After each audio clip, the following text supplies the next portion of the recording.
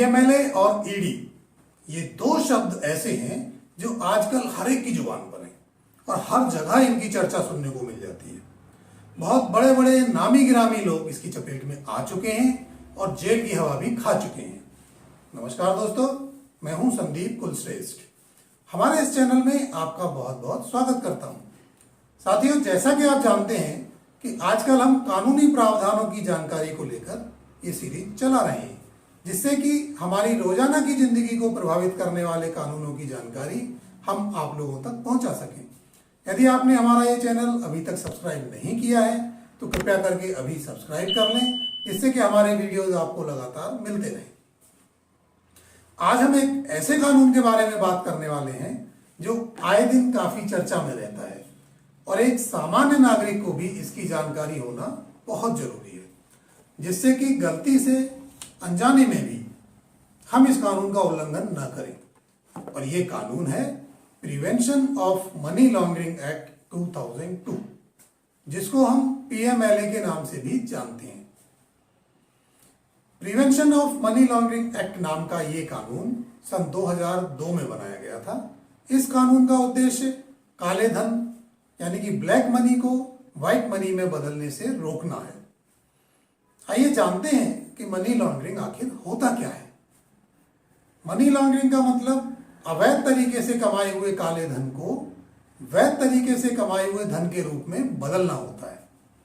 Money laundering अवैध रूप से मिले हुए पैसे को छुपाने का एक तरीका होता है।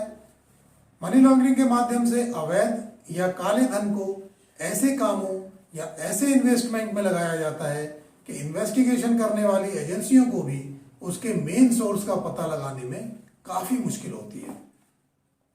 जो व्यक्ति इस तरीके से पैसे की हेराफेरी करता है उसे लॉन्डर कहा जाता है। पैसे की लॉन्ड्रिंग की इस प्रोसेस में 3 स्टेजेस होती है। एक प्लेसमेंट, दूसरी लेयरिंग और तीसरी इंटीग्रेशन। पहली स्टेज प्लेसमेंट का संबंध कैश बाजार में आने से होता है।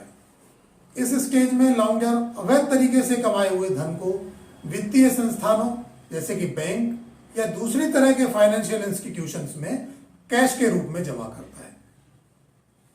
दूसरी स्टेज लेयरिंग यानी कि धन छुपाने से संबंधित होता है। इसमें लॉन्डर अकाउंटिंग बुक्स में गड़बड़ी करके अपनी असली इनकम को छुपा लेता है। लॉन्डर इस अवैध पैसे को अलग अलग जगह पर जैसे कि बॉन्ड्स, स्टॉक्स या विदेशी बैंक्स वगैरह में जमा करा देता है। ज्यादातर ऐसे देशों में अकाउंट खोले जाते हैं जो मनी लॉन्ड्रिंग विरोधी अभियानों में सहयोग नहीं करते हैं।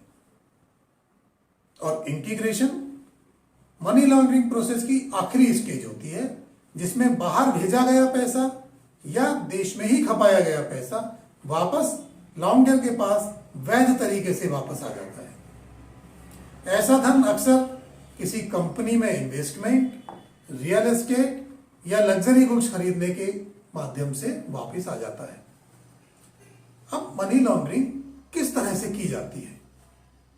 तो मनी लॉन्ड्रिंग हवाला के माध्यम से, bulk cash smuggling, fake loan, नकली कंपनियों या ट्रस्ट के माध्यम से, कैश इंटेंसिव बिजनेस या रियल एस्टेट बिजनेस, गैम्बलिंग और फेक इनवॉइसिंग कुछ ऐसे तरीके हैं जिनके माध्यम से साधारणतः मनी लॉन्ड्रिंग की जाती है। मनी लॉन्ड्रिंग से जुड़े हुए मामलों की जांच एनफोर्समेंट डायरेक्टरेट यानी कि प्रवर्तन निदेशालय, जिसे शॉर्ट में ईडी भी कहा जाता है, इसके द्वारा की जाती है। और ये एजेंसी सीधे केंद्र सरकार के वित्त मंत्रालय के अधीन काम करती है। इस एक्ट के अंतर्गत यदि कोई व्यक्ति मनी लॉन्ड्रिंग में इन्वॉल्व पाया जाता है तो जांच में सामने आई अपराध के माध्यम से अर्जित की गई प्रॉपर्टी और दस्तावेज जब्त किए जा सकते हैं। इसके अलावा कम से कम 3 वर्ष की जेल की सजा, जिसे 7 वर्ष तक बढ़ाया जा सकता है, और जुर्माने का प्रावधान है। मनी लॉन्ड्रिंग रोकने के लिए पिछले कई वर्षों में सरकार ने कई अलग अलग कदम उठाए हैं। विदेशों से दान लेना और बैंक में कैश जमा करने पर रेस्ट्रिक्शन इसी कोशिश का नतीजा है। आपने भी देखा होगा कि आप किसी भी फाइनेंशियल इंस्टीट्यूशन में अकाउंट खोलें, चाहे वो बैंक हो, इंश्योरेंस कंपनी हो या फिर म्यूचुअल फंड्स हो, आपका केवाईसी बहुत जरूरी है। और कैश ट्रांजैक्शंस पर काफी रेस्ट्रिक्शंस होते हैं। आप किसी और के बिहाफ पर भी पेमेंट नहीं कर सकते। दोस्तों, काला धन हमारे देश की अर्थव्यवस्था के लिए बहुत ही घातक होता है। आप भी जानते हैं कि इस तरह के धन से ही हमारे देश में आतंकवाद और कई तरह की आपराधिक गतिविधियों को प्रोत्साहन मिलता है।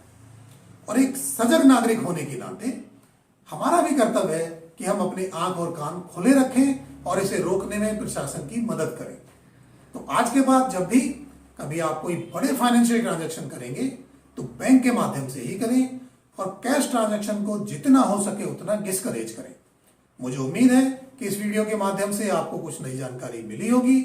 यदि आपके कोई सवाल हैं तो कमेंट करके जरूर पूछें और इस वीडियो को अपने जानने वालों के साथ शेयर करें जिससे कि वो भी इसका लाभ उठा सकें। थोड़ा डूबा हूं मगर मैं फिर तैर आऊंगा, है जिंदगी तू देख मैं फिर जीत जाऊंगा। तो मिलते हैं अगले वीडियो में। जय हिंद, जय भारत।